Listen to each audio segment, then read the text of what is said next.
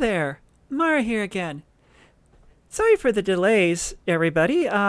My life has become incredibly complicated lately, with so many appointments, a new girlfriend, and being incapacitated by a surgery last week, my orchiectomy. When I recorded this, it's also my birthday. I'm now 47 years old. But today was also the first time I really got out and got to feel like myself in a week due to the surgery. I also got to wear a lot of pink because my wife bought me this cute outfit. So yay! I'll put a picture up so you can see the whole thing over here. Anyways, enough about my life, because today I want to share something unusual I came across during my transition. I really hope this helps other trans women to diet more effectively, because a lot of us hit the extra hunger problem and do not know what to do about it other than just eat a lot more. But first, I have to explain my diet change. When I started transitioning, I almost immediately started a weight loss plan at the beginning of December 2023. I weighed 201 pounds, and I wanted to get down to at least 150 pounds, if not less. I limited what I would consume down to just a protein bar in the morning, to 600 calorie or less meals, and in between those, every 2 hours, to keep me from being too hungry, having up to a 150 calorie snack, which came out to about 4 snacks a day. The goal for foods was to get things with high protein, high fiber, almost no sugar, low fat, and nutrient dense, which means taking out processed foods and adding lots of fruit and vegetables, mostly dried, things like this. They don't have additives and whatnot in them. These awesome Wassa crackers, I actually got them here. These are only, depending which kind, they're 20 to 40 calories each, but they feel like eating a whole piece of toast. Bada beans, which I get on a subscription plan, and these things are only 110 calories a baggie, which is pretty great, and so on. I've got a whole thing of snacks over here. You might have noticed it in previous episodes.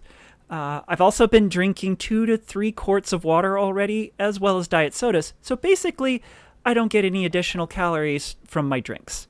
At a maximum, if you add all of that up, this gives around 2,000 calories a day, but in practice, it was generally around 1,200 to 1,500, since I regularly did not hit the maximums. Anyways, I supplemented this with exercise. For the first 2 months, I did jogging along a 1.5 mile loop near my house. Then at the beginning of March 2024, another trans woman who lives fairly close to me, Reyna Hernandez, was found murdered. I didn't realize at the time it was her husband that had murdered her. I thought at the time that she had gone jogging and disappeared, and where she was unknown, and her body ended up in Mexico, of all places. Really, I'm posting a link to the story because it's depressing. But considering I regularly had to jog past a house flying a thin blue line American flag, as well as a couple other houses that had Trump signs on them, I just didn't feel safe doing this anymore. So instead, I started doing muscle workouts at home, concentrating on my abs and glutes. By the end of May 2024, at about 6 months into my weight loss plan, I had reached 150 pounds or had 51 pounds of weight loss, about an average of 2 pounds a week. So this was my initial goal, so I hovered there for a few months, but I very slowly have been able to get down to 140 pounds, which is what I weighed over the weekend, what I ate a lot today, so maybe not today. But it's also proven a lot more challenging losing weight as a woman.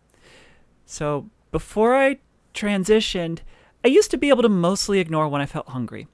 I'd drink something else, like, say, Diet Cherry Coke, and feel just fine.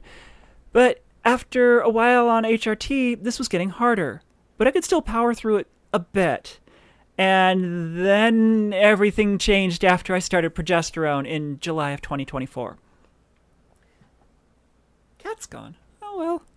I have checked with a few other people, including my cis wife, and the gamers among them seem to agree with what I'm about to talk about, but the non-gamers didn't.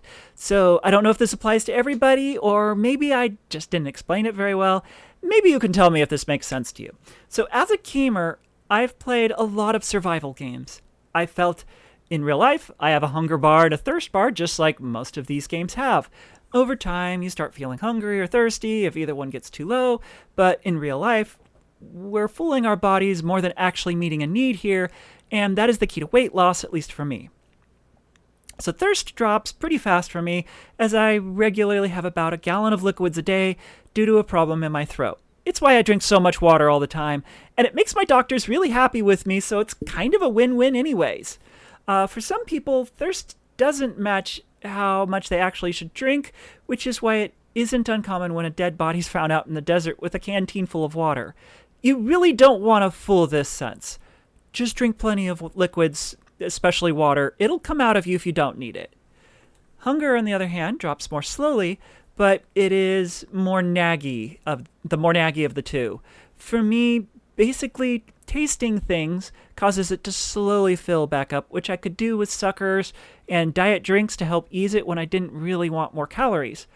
Otherwise, it seems to be the weight of food that reaches my stomach that fills it up the fastest, so food that has low calories but high weight, like most vegetables in particular, fill me up without adding too many calories.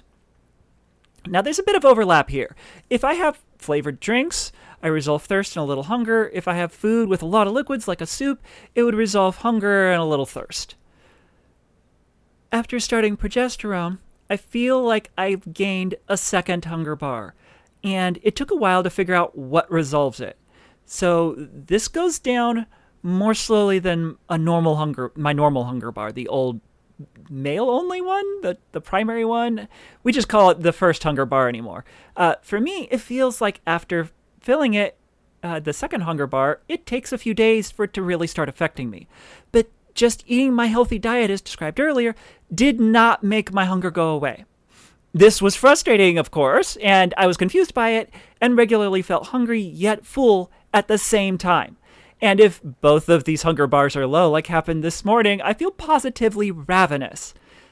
With a lot of help from my wife, who understood exactly what I meant when I started describing this to her, it seems to be based on having certain kinds of fatty foods.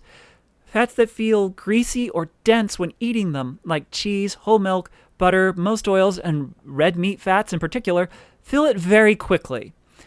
Nuts, like peanuts and cashews, as well as vegetable fats, like from avocados, resolve it as well, just not as quickly.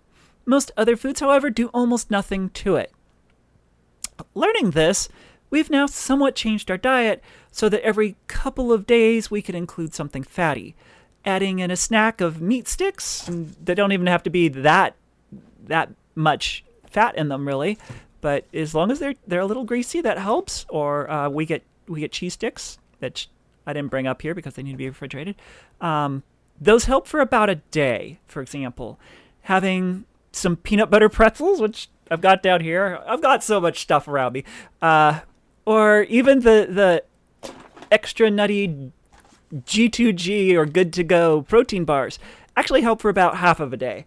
I had one of these this morning when I was really hungry.